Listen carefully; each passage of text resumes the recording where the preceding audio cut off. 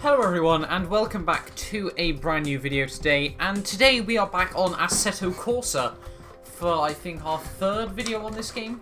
Now today what we are going to be doing whilst I connect my wheel is we are going to be running in the classic Ferrari around the Ferrari 312T, as you can see there, around the Monza full course, which is a 10-kilometer track. I've done about 2 laps so far of this track, and it is absolutely crazy. I cannot explain to you how much. We're going to do a 2-lap race around this track, obviously, to celebrate the Italian Grand Prix this weekend at Monza. This track is incredibly different to, obviously, the track that we're used to seeing today. Hence why I wanted to showcase it to you guys. If you guys haven't picked up Assetto Corsa yet, I will be bringing out a review on it, actually, before I say too much about it. I will be bringing out a review about whether you guys should buy this game or not, so do remember to be subscribed for that if you guys are new around here as well. If you do enjoy the video, don't forget to hit that like button as well. For those of you that are wondering, for peripherals, this is obviously on my Xbox One.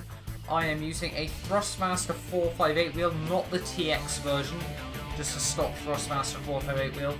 When it comes to other peripherals that I don't really go through, I use a Blue Snowball, an Elgato, and that pretty much is all the external stuff as well. Yeah, so this track is absolutely crazy. I cannot explain how mental this track is. I will be using cockpit for this wheel as well, and also I will be using the wheel, although I said it's nice to not be able to see the wheel. I'm doing 1 lap in this car without the wheel showing. I just had no idea where to position the car or how much steering lock I needed to put in, so I have decided to run with the wheel this time around. But this game has horrendous loading screens, I won't lie.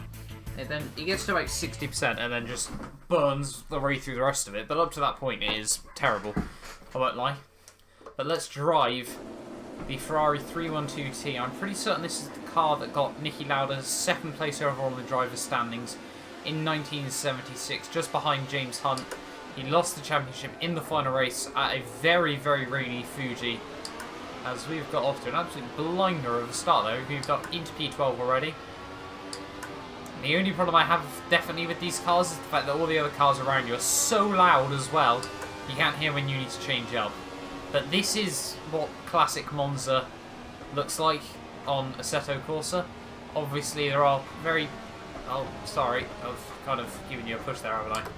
Oh god, that has not gone well. That definitely has not gone well. I think we're going to restart that. But yeah, so this car produces, I think it's about 500 horsepower nearly, or is it just over 500? I can't remember exactly. This car's also on Forza Motorsport 6, but I highly doubt it's anywhere near as realistic as it is on this game. But let's try and just get another beautiful start there. I'm into P12 once again there. But we do need to concentrate on when we need to change up. But this part of Monza shouldn't be the difficult part, the part we're on now. If you guys haven't seen any footage of the oval yet, you're in for a shock, I won't lie. As we've got one guy, we're going 3 wide through turn 1, is what we're doing there. That guy's just steamrolled past us, and we've got the guy on our outside that has now pretty much just given up on trying to hold it side by side with us. I've noticed with this car, you have to put a lot of steering lock in to actually get the wheels to steer. That is a stupidly high curve there, and sorry for blocking you off. Yeah, obviously the real Italian Grand Prix this weekend. This is recorded on the Wednesday, so obviously no free practice or anything has cropped up so far.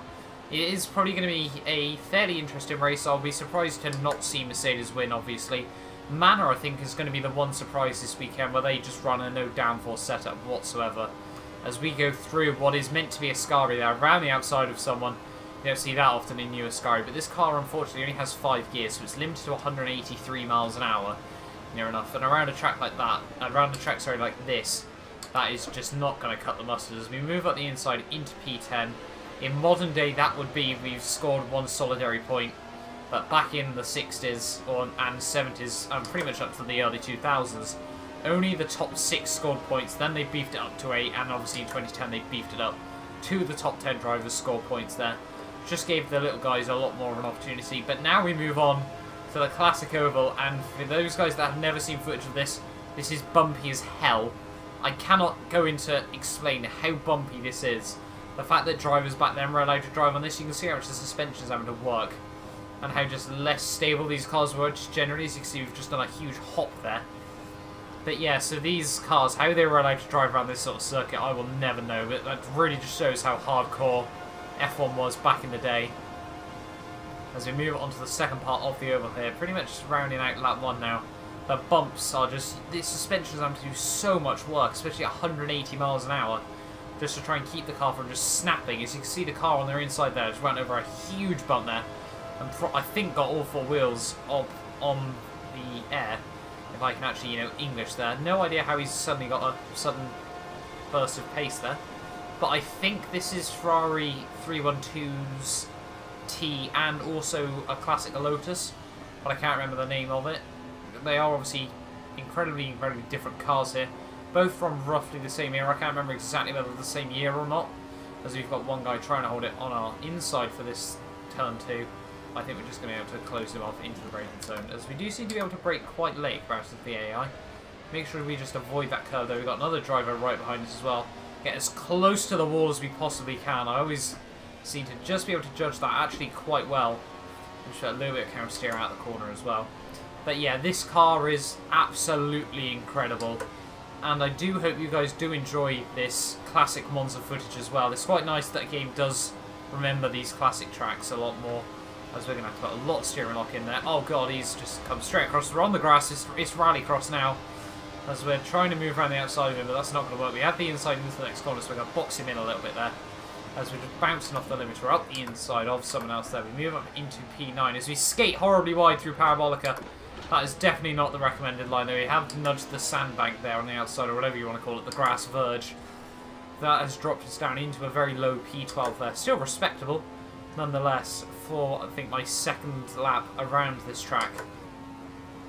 But yeah, so trying to get that, those hay bales definitely stop corner cutting. I'd love to see that on F1 2016, how well that would fare. Obviously, you'd have good checkpoint detection and things, but back onto the bumpy stuff now.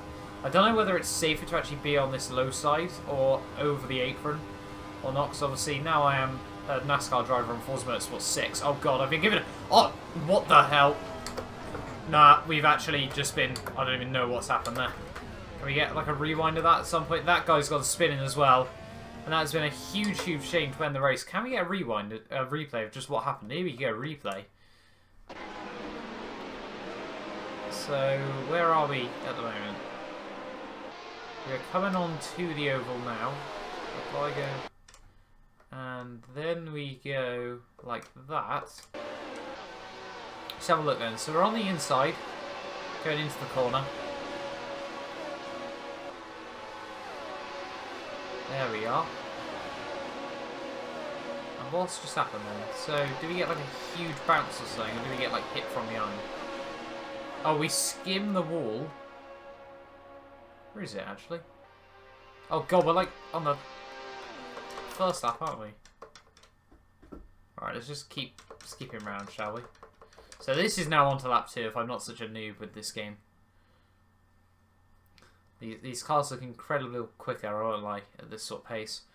But let's do, there we go, down into Ascari there. I go absolutely wide as well. And just coming through Parabolic, as you see, we run hugely wide there as well. But let's play it from here then, see what actually does happen to us as we come into the huge banking once again. See if we can get good camera angle from over here. So we've got a Ferrari right up on our gearbox. We go to the high side to avoid him. And what happens? We just get a huge bobble and just go straight over onto the wall. And we tag that guy as well. So we both managed to bin it there. Rather unfortunate for him as he was just at the wrong place at the wrong time. But that was a huge crash there. Which is a huge shame for us. But let's continue driving around the final corner. It was a huge shame that that did happen when it did. But yeah, that is classic Monza footage there. It was a great track back in the day. I can only imagine. As the car is still bobbling there. What is up with this? Really should have got like a tune for this or something, really, shouldn't I?